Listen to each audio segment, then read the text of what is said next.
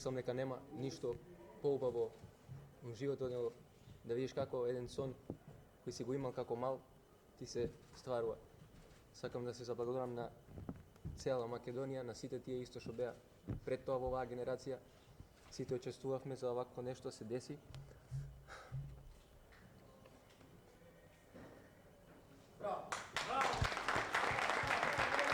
Во го публика на градскиот стадион ја немам играм пред толку публика.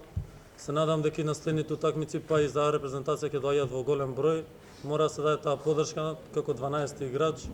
Идеме на европско, па ќе збориме после европското. Сите се во прегратки. Сите се во прегратки. Македонија слави пласман на европското првенство. Искрено јас пак ја повторам, во фудбалот не постои момент на среќа. Среќата треба да ја заслужиш. Ако се потпреш само на факторот среќа, а да немаш дисциплина во игра, одговорност во игра, тактичка поставеност и однос кон националниот дрес, онаков како што треба, факторот среќа, џабе.